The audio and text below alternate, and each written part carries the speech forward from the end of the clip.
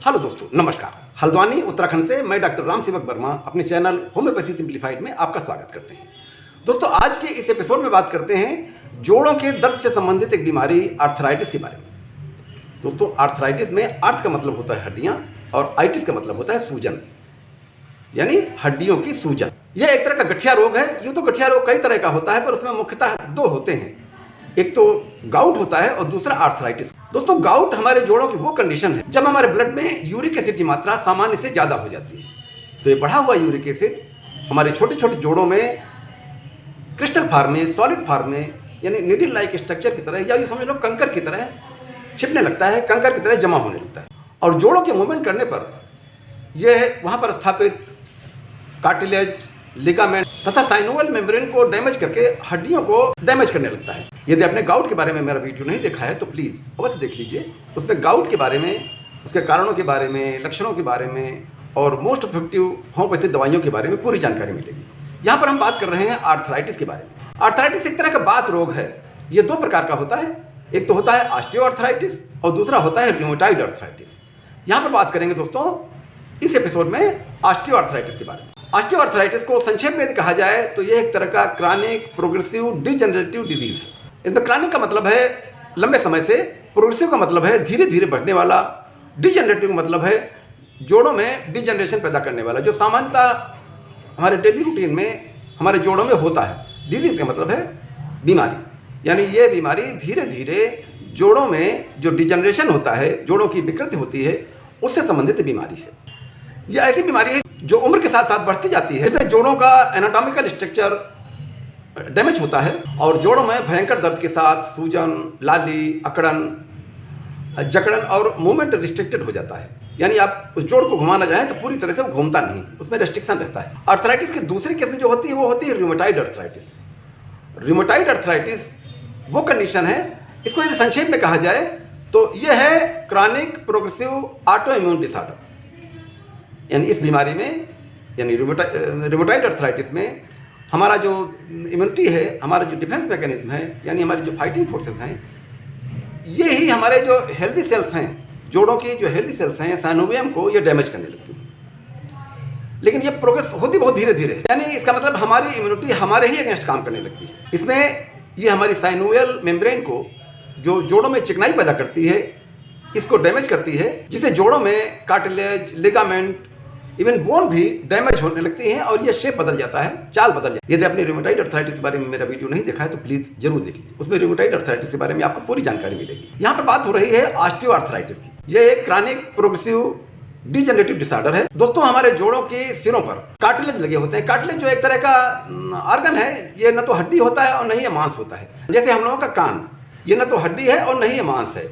इसी तरह का स्ट्रक्चर लगा होता है जोड़ों के बीच में, और इसी जोड़ स्ट्रक्चर के ऊपर हमारे जोड़ फिसलते हैं और बिना घर्षण के, बिना खरोंच के मूवमेंट करते हैं। दोस्तों, जैसा कि स्क्रीन पर दिखाई दे रहा है, ऑस्टियोआर्थराइटिस में कई कारणों से ये जो कार्टिलेज है ये टूटने लगता है, कटने लगता है, पतला हो जाता है और जोड़ों में भयंकर दर्द, सूजन, लाली पैदा करता है। इसमें जोड़ों के कार्टिलेज कट जाने से जो जोड़ों की हड्डियां हैं ये आपस में रगड़ती हैं और चलने पर कट की आवाज़ करती हैं। यानी हड्डियां आपस में रगड़ती हैं तो कट की आवाज़ होती है और बोन का डैमेज होता है। ऑस्टियोआर्थराइटिस में दो तरह की होती है, एक तो प्राइमरी ऑस्टियोआर्थराइटिस और दूसरी सेकेंडरी ऑस्टियोआर्थराइटिस।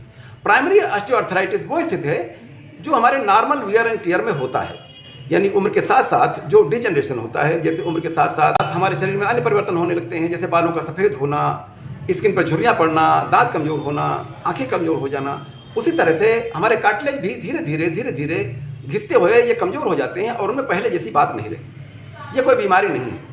और इसकी दूसरी किस्म होती है सेकेंडरी ऑस्टियोआर्थराइटिस। जो सेकेंडरी ऑस्टियोआर्थराइटिस है ये एक तरह की बीमारी है और इस बीमारी के होने के कई कारण हैं। इसका पहला कारण तो यही है कि हमारा जो जेनेटिक फैक्टर है, यानी हमारी ये फैमिली हिस्ट्री है, हमारे माता पिता में से यदि किसी को ऑस्टियोआर्थराइटिस थी तो ये बहुत संभव है, ये हमें भी हो सकती है। दूसरी किसी बीमारी के चलते, जैसे गाउट हो या डायबिटीज हो, गाउट और डायबिटीज की स्थिति में भी ऑस्टियोआर्थराइटिस की स्थिति देखी जाती है। जोड़ों में अभी की या पहले की कभी लगी हुई चोट यानी ट्रॉमा की हिस्ट्री होगी, तब भी इसमें ऑस्टियोआर्थराइटिस होने की पूरी संभावना होती है। रिपीटेड ओवर यूज़, यदि हम किसी जोड़ का ओवर यूज़ करते हैं, जैसे रनर्स हैं, एथलीट्स हैं या वेट लिफ्टर्स हैं, ये जोड़ों का ओवर यूज़ करते हैं, उनको भी आगे चल करके ऑस्टियोआर्थराइटिस की दिक्कत आती है। अगला कारण हो सकता है मोटापा।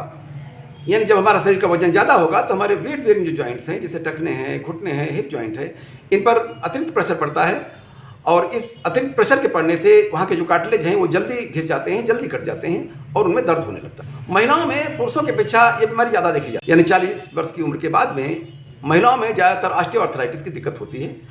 जब उन्हें मेनोपॉज हो जाता है, मेनोपॉज के बाद में उनमें ऑस्टियोपोरोसिस की स्थिति होती है, यानी हड्डियाँ कमज़ोर हो जाती हैं, खोखली होने लगती हैं, उस समय ऑस्टियोआर्थराइटिस की स्थिति पैदा होती है।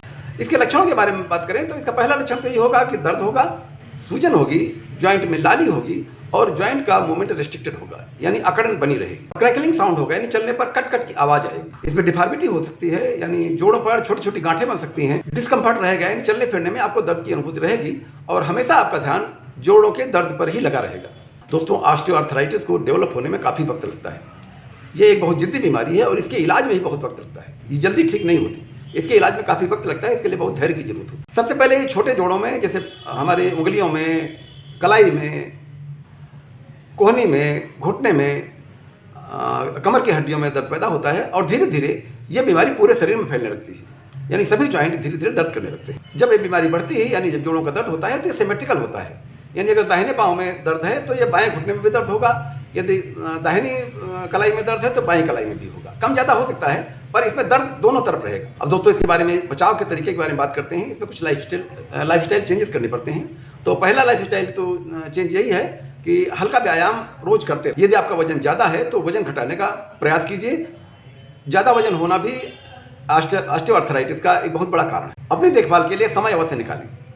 उठने बैठने में जो है राइट पोस्चर अपनाएं, सही तरीके से बैठें। यदि स्मोकिंग करते हैं तो स्मोकिंग छोड़ दें। अपने लिमिट्स को पहचानें, यानी यदि हमारी क्षमता कम चलने की है तो उसे ज़्यादा चलने की कोशिश न करें, यानी जॉइंट्स का ओवर यूज़ न करें। इसमें रनिंग है, जंपिंग है, स्किपिंग है, इसको पूरी तरह से छोड़ना होगा, क्योंकि ये रनिंग, जंपिंग और स्किपिंग इस परेशानी को बढ़ाने में मददगार है। नेगेटिव एटीट्यूड वाले लोगों से दूर रहें। जैसे प्रोसेस्ड फूड, रेड मीट, ज़्यादा नमक या तला भुना चटपटेदार खाना मना रहे। अपने खाने में रंग बिरंगे फलों और सब्जियों का इस्तेमाल करें। इनमें कई तरह के एंटीऑक्सीडेंट्स होते हैं जो इस बीमारी से लड़ने में आपकी बहुत मदद करेंगे। इसमें चीनी कम लें और स्ट्रेस से बचें, क्योंकि स्ट्रेस भी इस बीमारी को बढ़ाने में बहुत मददगार होती है।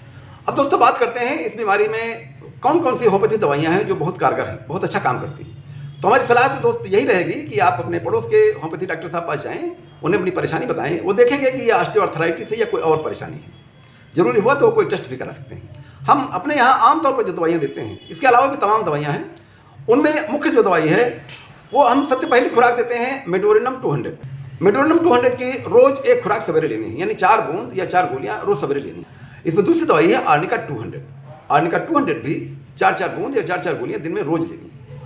इसका अगला जो दवाई है, एक पेटेंट है SBL का, SBL ड्रॉप नंबर 6। इस ड्रॉप की 1/4 कप पानी में 20-20 बूंद डाल करके रोज़ 3 बार पीना।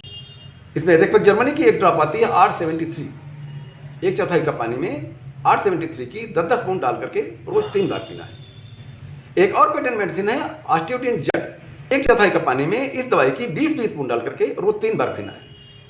ये बीमारी बहुत जिद्दी है, उसके ठीक होने में वक्त लगता है, इसमें थोड़ा धैर्य की जरूरत है। तो दोस्तों, ये दवाइयाँ लगातार लेते रहें। यदि 6 महीने लग जाए, साल भर लग जाए, 1.5 साल लग जाए, 2 साल लग जाए, पर लेते रहें और इस बीमारी से आपको आराम मिलेगा। तो दोस्तों, यह था मेरा वीडियो आर्थराइटिस के बारे में। यदि आपको अच्छा लगा हो तो प्लीज़ लाइक कीजिएगा, शेयर कीजिएगा और सब्सक्राइब कीजिएगा।